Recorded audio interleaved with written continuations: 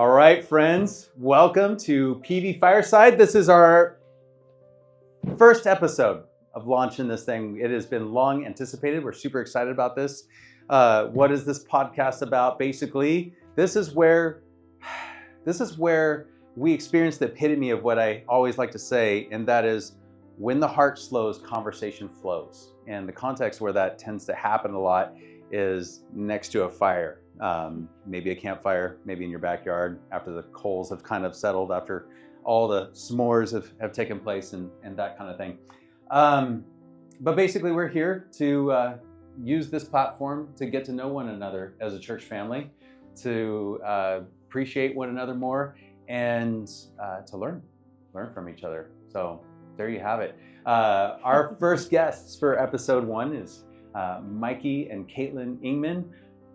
Do you go by Mikey? Mikey is totally fine. Mikey is totally fine. Yeah. Okay, I was going to check beforehand, but I didn't. But anyways, welcome to the podcast, and we're so thankful to have you guys aboard.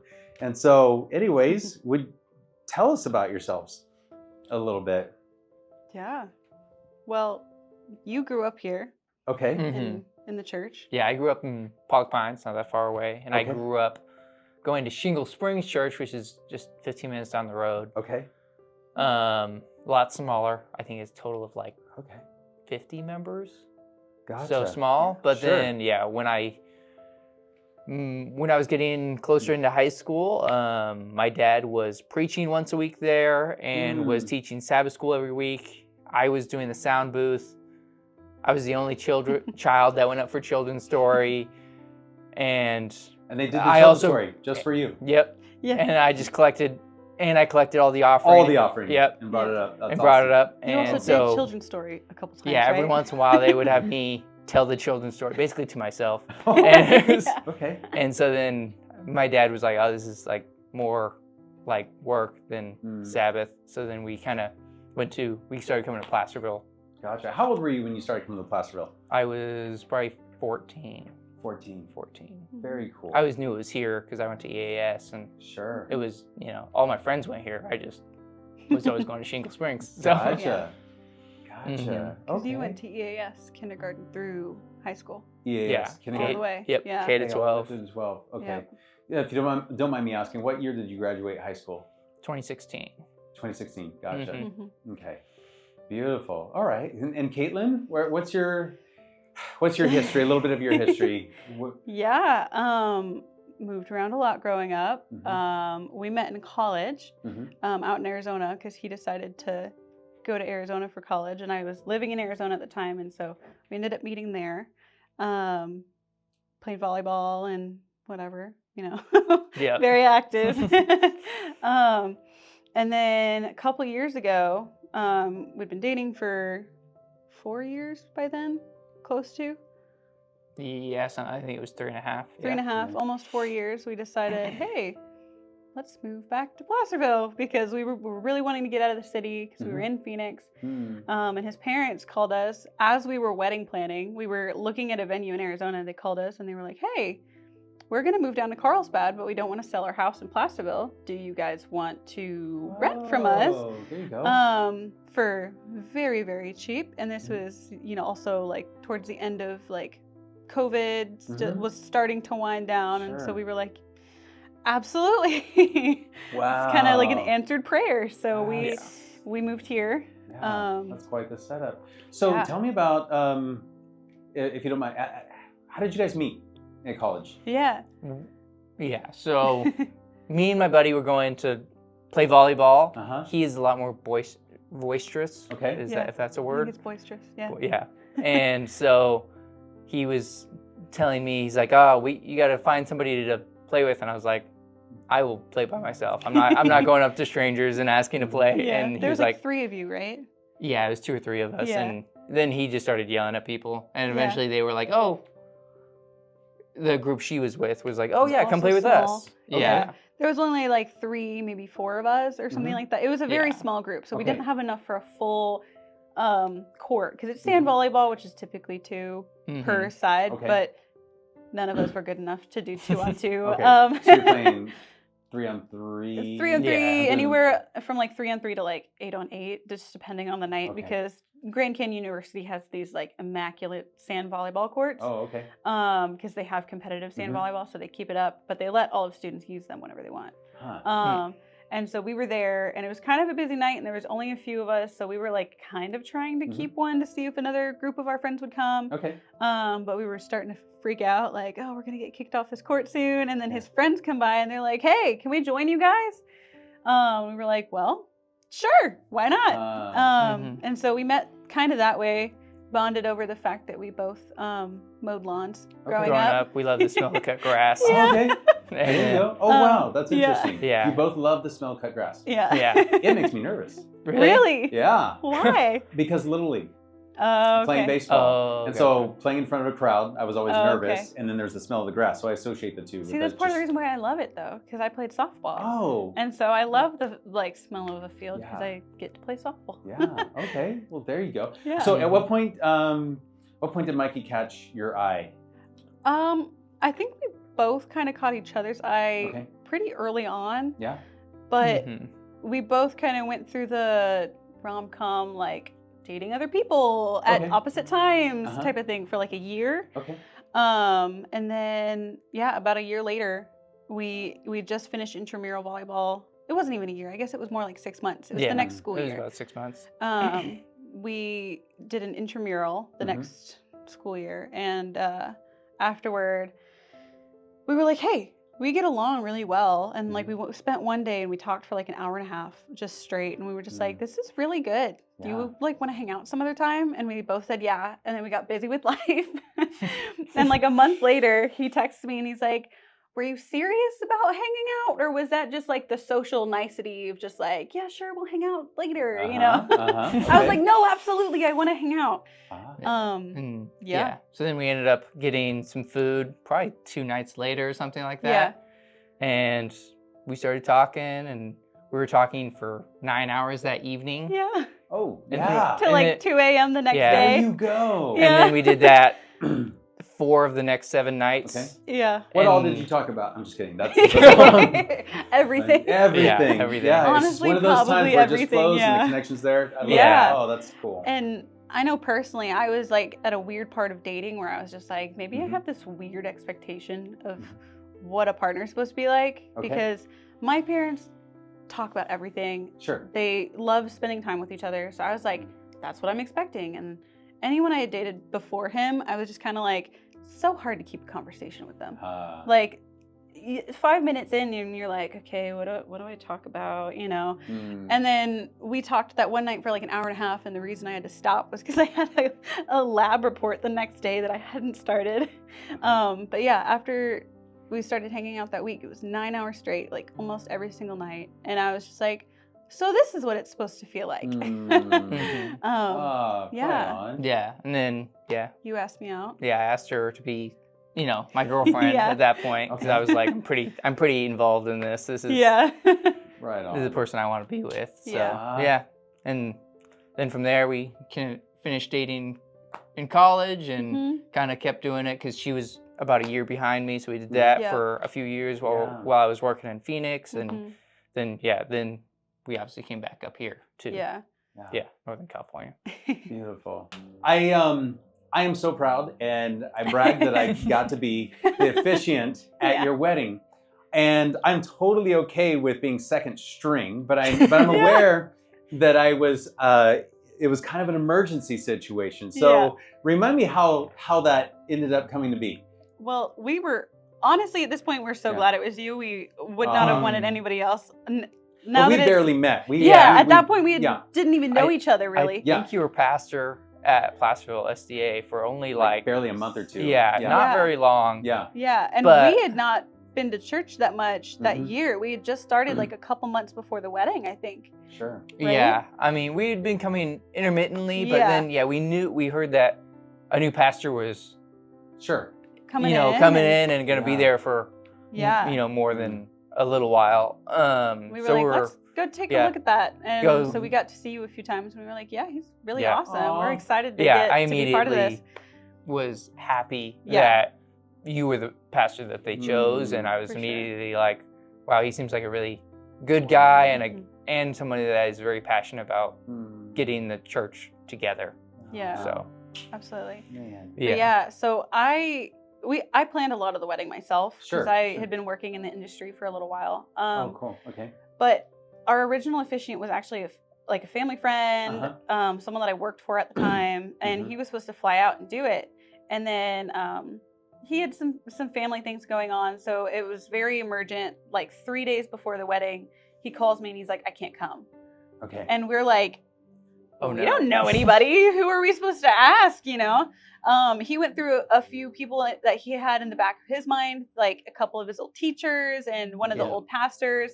One of the old pastors was out of the country at the time, I think. Oh, he had surgery. Pastor Pimentel. Yes. Pimentel had just having had surgery at the church. That's right. Yeah. That's right. So he had just had surgery, and then one of the teachers that I think back in the day, he even offered to do your wedding in high school. Oh. Yeah, Mr. Facundo always told me, he's like, when you get married, let me know. Yeah, and so we tried to find him, Sure. but we didn't have any of his contact anymore, and so we were like, that's not gonna work in like a 3-day crunch time because he doesn't. I don't think he lived here. He doesn't live here anymore, right? I don't know where he lives anymore. Yeah, so we weren't able to get a hold of him. So I was like, maybe because I talked to Andrea a few times, and I was like, maybe I could talk to Andrea and see if Andrew would be willing, even though he doesn't know us. Oh man. Yeah. So that's kind of how it came to be like, hey, would you be willing to do our wedding in 3 days?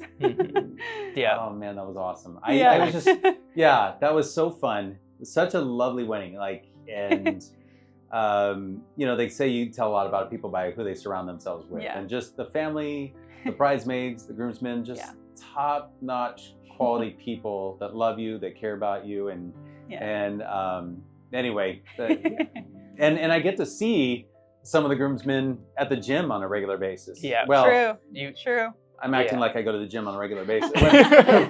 When I'm there, I tend to run into them. Yeah, so, definitely. The ones that live here for sure. So so they either go as often as me, or they're just always there. And I see. Nick feels like he's always there. By the way they look, they look like they go there often. That's true. Yeah, a couple of guys at the gym always they call one of them like Iron Man, and they call the other one like Thor or something. Yeah, really? Iron Man and Thor. Yeah. How long does it take to get a nickname there? I don't have a nickname. I don't know. I've never had Do you a have a nickname. nickname? Nope, never. Got one. That needs to be our new. I think they sometimes call you brother of whatever his Brother nickname is. Yeah, brother Iron Man or I don't know what your brother is. Yeah. All right.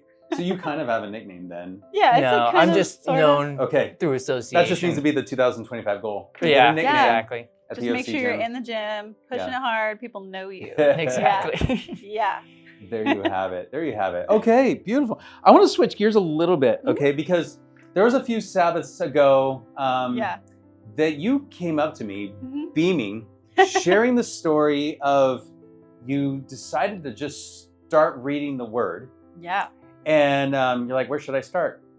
Maybe page 1. The beginning, and just going for it. Tell me how that started. Well, so I grew up Christian, Baptist, non-denominational, just like not really sure where, it was a lot of moving. So we kind of went wherever felt right or wherever maybe we knew people. But I never really actually sat down and read the Word for myself. And I had a public school background versus a private Christian school. So I didn't have those Bible studies that were like the in-depth reading it as a kid. So half the time during Sabbath, I would look at him and be like, what are they talking about? Like, what does that mean? I don't remember that story. So I was just like, between me getting this job next year at the school, and then just like really getting into the church, really feeling awesome, and just like my life is changing for the better. I want to make that happen more. So I was just like, I kind of started it a couple times where I was like, I'm gonna get in, I'm gonna read the Bible, and I got through like 2 chapters and was like, okay, I'm really busy with this. Oh, I'm really busy with this. And so I was like, you know what? This is the time. I'm gonna have to teach this to children in like a year. I have to start learning it. And so I just started it.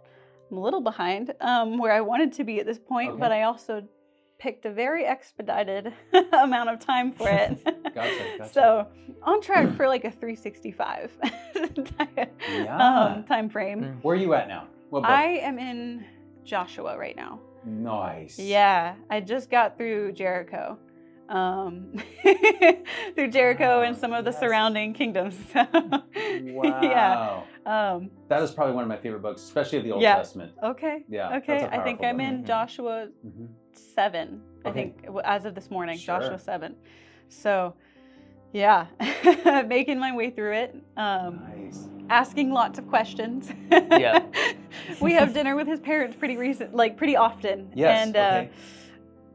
honestly, I feel bad some nights because I'll just ask like a little question, and it ends up becoming this big debate, or not debate, but this big discussion of just like, how does this happen? And like, do you guys know about this? And I pick out these weird, random questions that they're just like, I don't know. That was kind of a small detail. I haven't really pieced it out before.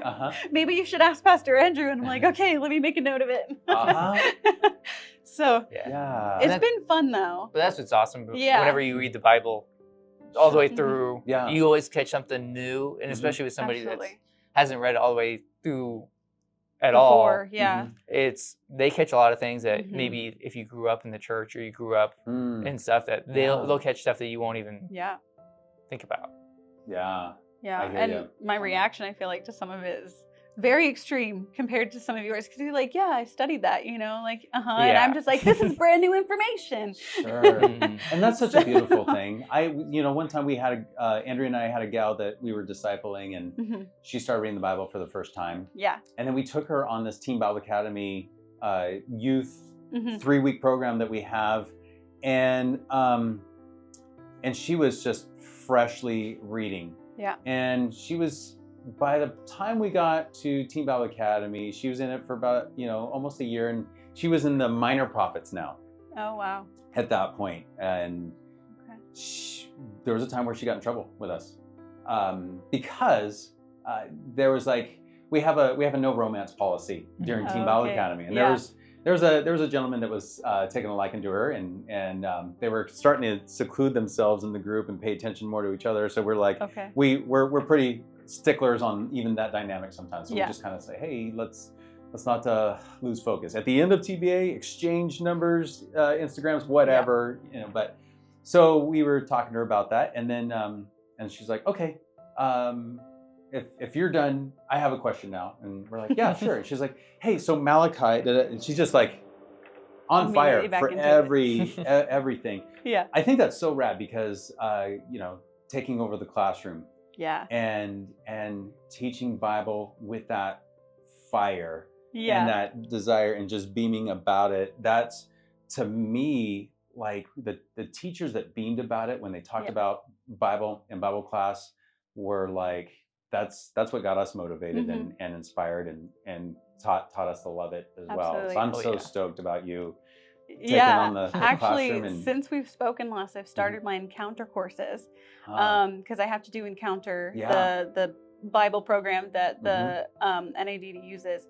And I don't have a login. They're like, you're going to have that before you start next year. And so I'm like, okay. So I started that program, and it's funny. I do like one lesson, and I'm just like, I'm so excited about this. I didn't think about it like this. Never thought about breaking down the story and like finding new ways to teach it to the kids versus just reading it, And it's been really fun because I'm just like, I'm so excited to learn about this. I'm so excited to teach it.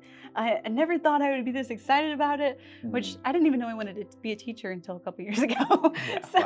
Like a year and a half ago. So cool.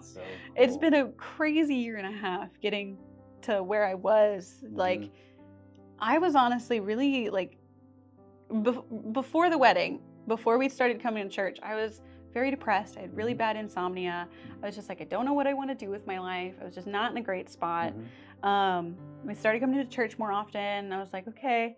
And I kind of have this weird thing from moving around a lot where I was just like, I don't want to settle down if we have plans in like the next 2 years to move again. He was like, he finally like sat down with me and just said, set roots, get comfortable. You seem pretty happy here. And so I did, and now I'm like, I don't know if you're going to get me out of here.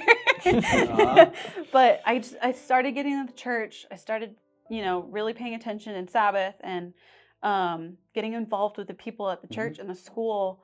And I don't have bad insomnia anymore. Like, I go to sleep pretty much at a regular time every night, and I sleep through the night. I am not nearly as anxious or stressed as I was before. Like, it was really bad for a while there. I'm so glad I have him. Like, he got me through some of it, and he had to deal with it. And I feel a little bad about it, but there's no need to feel bad. But he really got me through some of it. And kind of helped me back on my journey to get back into this, which has been great. But yeah, I'm so happy with my life, which is crazy. What's awesome to see is when she's been doing these encounter lessons and how to teach Bible and stuff, she will say, how would I portray this? And I'm like, how did I learn this when I was a kid? And I would tell her an idea or something that I had done when I was a kid, and she was just, I can just see the wheels turning in her head of like, how can I do this like for different things? Yeah. It was really exciting to see. Like smoke coming out of my ears. Yeah, it's really exciting to see that she's so excited about teaching. Yeah. Teaching and just in general being like excited to help kids along their way, which is awesome. That's beautiful. And that's been an awesome journey for you as well, because you get to have like someone picking your brain and the parents as well, picking your guys' hearts and such. How has that been for you, by the way? Just any, as far as journeying together in getting to go through the Word with her, but basically as a teacher in some ways. She always kept me, especially in church, she always kept me on my toes, because she would always be. She would ask me a question, and I'm like, she's testing my knowledge here. Like randomly. Because it's something that's like, in the back of my mind, it's ingrained in me since I've been going to church since I was 5. Yeah. So all that stuff just kind of, I don't know if it goes over my head, but it's just, someone will say something, I'm like, that's what it is. I don't have to think about it twice. And she's asking all these questions about like, what is this? Who's this? Who's like, why does the church do this? Like who's Ellen White? Mean? I'm like, I have to like Yeah. Remember all this stuff again. The first sermon they mentioned Ellen White, I literally looked at him and was like, who is that? Yeah. Because I hadn't been in an Adventist church before this. Sure. So I was like, I have no idea who that is. Yeah. And so he had to kind of give me a cliff note and be like, I'll finish explaining after church. And a lot of our, and even her family and some of our friends from Arizona that we went to school with, will just, they hear Seventh-day Adventist and immediately think Waco. Yeah. Yep. Yeah. It's like the only experience they've had hearing that name. So she said Ellen White, and she was like, is this like a Waco thing? I'm like, it's not a Waco thing. No, I didn't say that. No, I did not say that. I did not say it was a Waco thing. I just said what is this? What did they mean, prophet? I've never heard of this prophet. I have no idea what they're talking about. And it was like the whole sermon was about Ellen White, and I was just like, I'm so lost. Did I preach that sermon? I don't think so. Okay. I think that might have been, what was his name? Ed Farguson? Yes, Pastor Farguson. I think it was before you started preaching.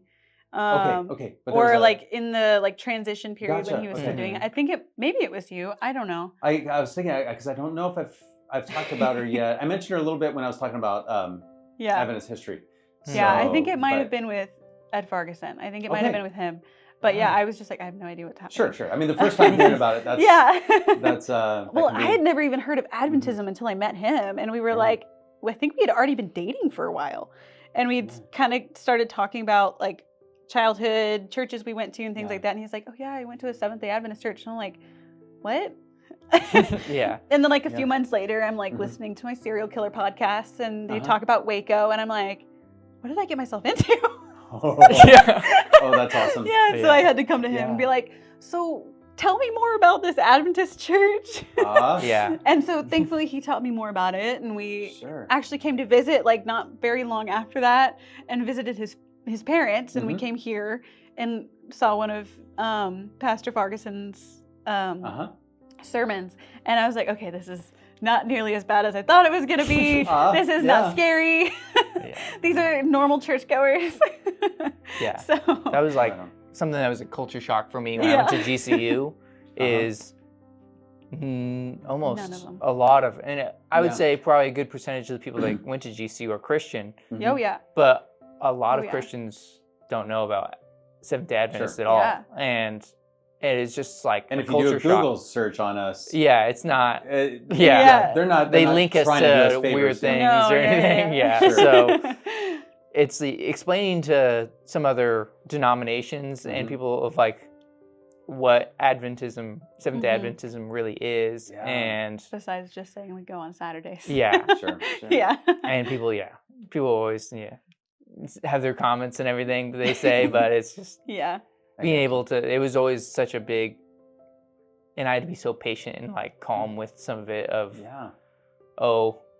They don't know anything else, so I'm trying to be the best witness as I could have been at that time. So. Sure. You know, that I found that to be a powerful experience as well. I got kicked out of the Adventist school in high school, and I eventually moved on to a non-denominational Christian high school, and I was challenged all the time about my stuff. I remember some of your stories. Like the pizza day. it forced clarification. It forced me to study. And at the time, I was kind of more interested in punk rock, playing in bands. In fact, I was telling you a little bit, I was watching a documentary about the Bakersfield punk rock scene of the 90s, and I was like recognizing some of the bands and some of the people within the bands. I was like, I've met these people, I've talked to these people, back in the day and such.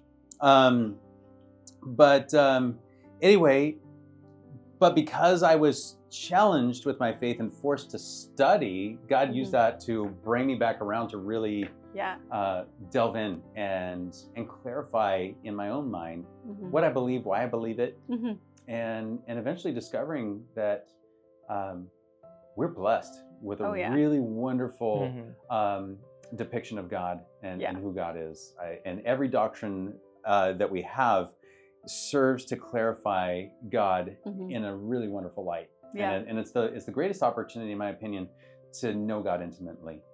And that's one of the things I love about it. And the other part to it is it challenged me with because I was also in that mode of like, when I'm asked what are Adventists about, I would list off the things that we're against. And but over time studying, realizing how wonderful it is, it definitely led me to start being about what we're for. And I found that to be a lot more effective. Absolutely. Totally. Yeah, that's been a big part of my journey, is just like, I don't know, at least some of the people and some of the churches that I went to growing up that were Baptist or non-denominational, I kind of went through this weird flux of like, I was super into it, and then I kind of got a little older and started questioning things, and it was very like, hush hush, don't ask questions, this is just what it is. And I was like, why can't I ask questions? I don't understand. And so there's just all this like weird secrecy to it. And so it's just kind of like, okay, this is weird. So, I mean, I got to junior, senior year in high school and I wasn't going to church. I wasn't doing anything. I still believed in God, but I was just like, what's the point of going to a church if it's just going to be like a negative experience?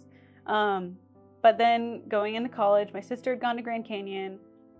I was like, honestly, it wasn't even about the Christian. It was nice that it was Christian, but that wasn't really the driving factor for why I went. I was like, it's 30 minutes from where my parents are, and I get to go help them when I need to. And that's why I went. I'm glad I did, for a lot of reasons. But yeah, it was, even there, I was still kind of going through that phase of like, I don't really want to go to church that much, but like I'll go to chapel every once in a while with my friends if they're going. And, and it didn't really click in until we moved here. And we were both like, this is something we want for our lives, especially as a married couple, as we go on a few years, once we start having kids, like that's something we want for our kids. It's going to Sabbath every week, and we were like, we have to start that now if we're going to expect ourselves to do that when we have kids. But yeah, it's been nothing but positive since we've been here, which is a new experience for me, for sure. And it's awesome. It's a special community. Yeah, it really is. Like, I'll speak as an outsider, having only been here for almost 2 years, and Andrea and I are still just like, wow, Yeah. how did we not hear about Placerville? Right? I mean, it should be. I would think it should be it's the best kept secret in all of Adventism. That's kind of how I know, it's feel about awesome. it and such. But Now we just have to get the school a little bigger again. yeah, there you go. Yeah. There you go. Yeah, right on. And so, okay, so you went away.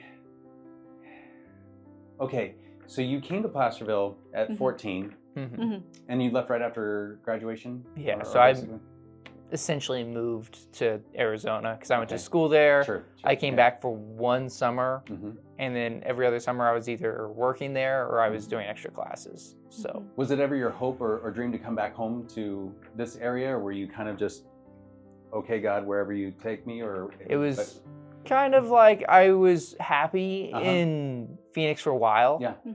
And then I kind of was experiencing some summers there, and I was like, "Oh, this is pretty hot." Sure. And then when I moved off campus, it was a completely different story. Yeah. Because GCU has a very, very beautiful campus, and it's very welcoming. People always open doors and everything. It's very great campus to be on. And then when you get outside of that, it's just I realized I was like, "Ooh, I don't really love being in the city. I miss being around all the pine trees and."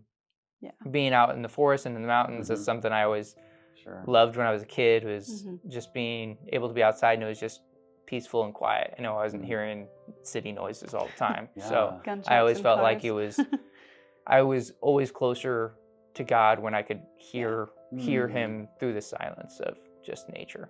So Absolutely. that was kind of started bringing me back. We were actually pretty close to moving to Prescott, which is a similar environment, I would say, to here, but it's in Arizona.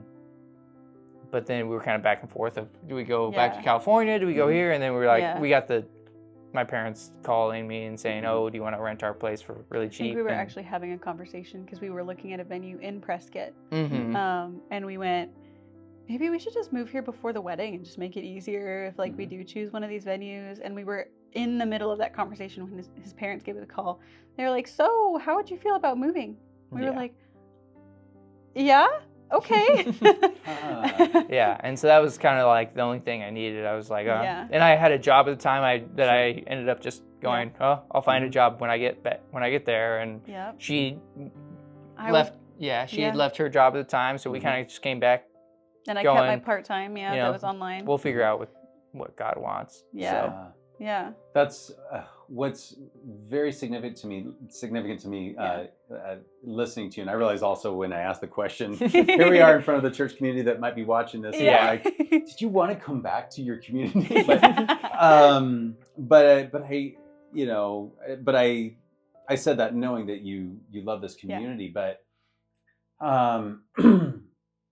the fact that the idea can be brought up and you don't hesitate at the idea, because I've been around in church life. I used to be a conference director, so I was at a different Adventist church every weekend for years and everything. And there's a lot of wonderful communities and such, but I have not seen a community like this where the generations just keep coming, keep coming back home.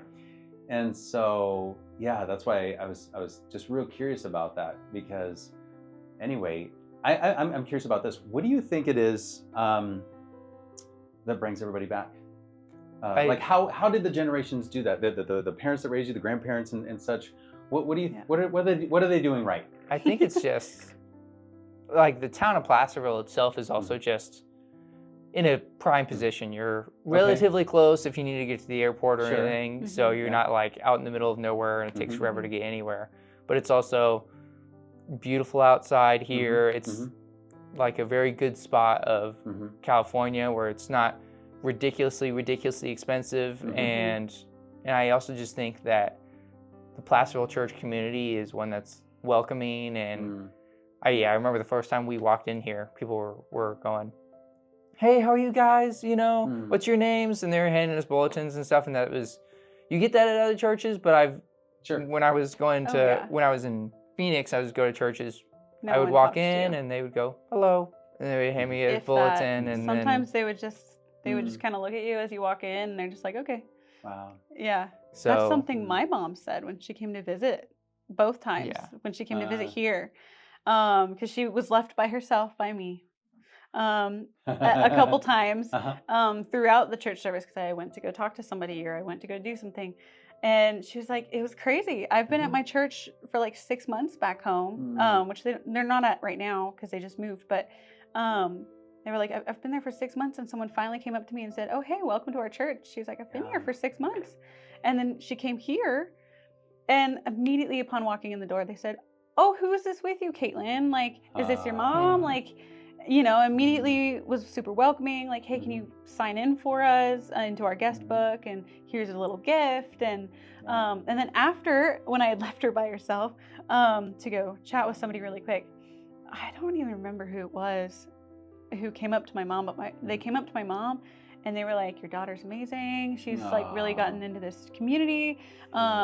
You know, I can see where she gets her looks, and just talking up a storm. Like had known my mom for years, and my mom was like, that was really amazing. Yeah. So it's just a very warm and welcoming community. And the other thing I noticed about Placerville is they're very thankful. A lot of the community members are very thankful for what they have, because they know that it's not like this everywhere. Yeah, because they've been here and they've gone out and then come back, and they saw it's really not like that everywhere. And I do feel like, and you've done it a bunch, and some other people I always, whenever they're up in front, they go, oh, you know, let's make sure we thank the AV booth people, because they're, you know, thanking everyone, because they're making everyone look and sound good and all this stuff. And that's what I think people always appreciate, is when they're doing a job that maybe not everybody sees, but they're diligently doing their job. Is getting that thank you is always just such a, you know, heartwarming experience for people. Yeah.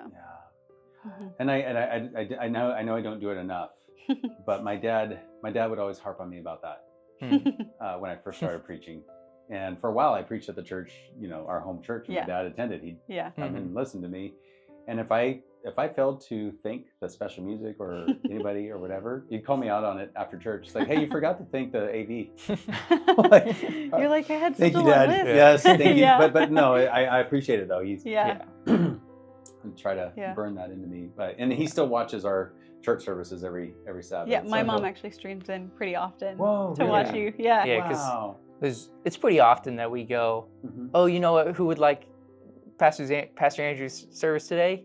Her mom, or my buddy. I'd be like, I think he really, you know, I think you would really enjoy your talking point on that day. So yeah, like this last sermon, Mother's Day sermon, I was like, my mom is going to resonate with that so much. And so immediately, I think we were in the car on the way home, and I was like, Mom, you should really watch the sermon once you get a chance. It was really good. I think you'll really like connect with it. She was like, oh, awesome. Well, we just finished watching Aunt Debbie's, you know, sermon for her home church, because they just moved back to Missouri. And so they were in the car for like 27 hours. They're like, we just finished that, so I'll listen to it later today. So I was like, awesome, good. She was like, yeah, I don't know if you know, I listen to it like every other week. And I was like, oh, okay, that's really cool, Mom. So, because I had no idea. She was listening to it that often. It's like anytime I perform or something, I'm like, hey, Mom, you should watch. Or like he texts and it's like, hey, Caitlyn's performing today. You should like try to watch it or watch it later. But she was like, oh yeah, half the time I'm already watching it. So, love it. Says something about the church. Yeah, that's for sure. That's awesome. I walk away. I'm going to walk away from this podcast. Just I mean, I'm grateful for our community, but like it just extra thankful and such. You know. By the way, are you guys going to be here this weekend? We're having the rededication. I think so. Don't see why not. Okay. Yeah, we'll be here. Anyway. I think so. Yeah, that's gonna be neat. But it'll be interesting journey and everything. Okay. Probably I won't go into it very much, but there's some surprises to come. But anywho, all right. I've got one more question for you guys. You beautiful young couple on fire, serving the Lord faithfully in our community and everything, and you got your whole lives ahead of you. Mhm. How do you hope to grow spiritually together in the coming years in your marriage, in your lives? Yeah, we talk about it a lot, at least once a week. Mhm. These plans, some extravagant, some small. I think it's right now for us what we've been trying to do. Kind of, we're getting there. It's not quite every night or everything, but we're trying to, because we obviously both pray. We both pray in the morning, pray in the evening, but we don't necessarily pray together as much as I think we would like to. Sure. So we're trying to make that something that we're praying for, and just spending more time with God as a couple. So I think that's something we've both been wanting to do, as well as doing more devotionals together, like doing our own devotionals, as well as doing devotionals as a couple. Yeah.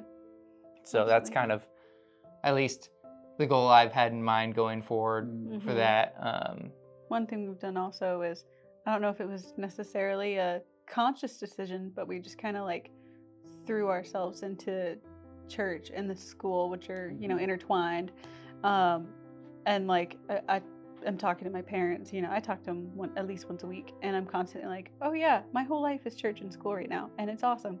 And like, even my mom's like, yeah, I can tell that you guys are doing really great, and I'm really proud and really happy for you guys, because like I can see that difference. But I mean, that's something that we're doing, is just surrounding ourselves with good people that are on the same journey as us, whether they're at a further part or they're just starting their journey, and surrounding ourselves with people on that same journey, and people that are going to encourage us has been a really big help. He actually has to tell me to stop getting so involved sometimes. He's like, you don't have enough time in the day for that. Sometimes she volunteers for like, stuff. I'll do it. I'm so excited. And then he's like, you realize that's like 3 events in one day, right? And I'm like, oh. I just get concerned with her getting burnt out, where she's just, all of a sudden she needs like a whole week off. Sure. No, but it's good to have a voice of reason too. At the same time. He definitely is my voice of reason sometimes. You guys are but yeah, just staying involved.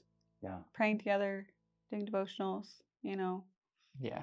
I think, I'm big proponent of having whoever you surround yourself with, you're going to be more like that person. Sure. Yeah. So trying to surround ourselves obviously with, people from the church that, have been there, done that, Godly is always people. Exactly. Especially gleaning as much wisdom from some of the older members as we can is always great. So absolutely. There's a lot of wisdom here. Yeah. For sure. Love that. Yeah, totally. That's you can always go on pastoral visits with me, by the way. That's visiting, especially someone that's more experienced in life. It's like, I go about it selfishly. I go to learn from them. And hear the life experiences and life stories. It's those things are precious and they're invaluable. So yeah, for sure. Beautiful. Well, with that, can I close this out? Can I pray for you guys? That'd be awesome. I love that. Good deal. Gracious God, I thank you so much for Mikey and Caitlyn, who have simply said yes to you at every step of the way in their journey, whether it's uniting with one another in marriage, whether it's moving to Placerville, whether it's throwing themselves, as they said, into church life and in school life. And it's just been so sweet to watch you grow them, to bless their lives so much. And I've just been so impressed by their intentionality in their pursuit of you, to be closer to you. Listening to them share that they talk about it on a regular basis, how they want to grow spiritually, and all the while giving you full rights to write the story of their lives, and they've just at the same time just given you basically themselves as a canvas to in many ways just saying to you, here we are, send us. And so we thank you for being so good in their lives, and we just pray for them, especially in the upcoming years as they minister and they support one another. And Lord, we know that it is easy for them to really pour their lives into the mission of making it easy for people to know you, and just the impact that they've been having on their families and on students and their fellow community members and such. And so, Lord, would you keep their cups full as they move forward? Thank you for the blessing that they are to us in our community. And that's our prayer, Lord. We ask these things in Jesus' name. Amen. Amen. Thank you guys so much Thank you. for being on the podcast. Yeah. I am so excited. Episode 1 was with you guys. Yeah, it was fun. We enjoyed it. We are honored you had us on. Absolutely. Yeah. Especially as the first one. Yeah. This is the first one. Yeah. At least we don't have to live up to anything. True. So. We set the standard. Yeah, no, this is the standard. It's downhill from here. So.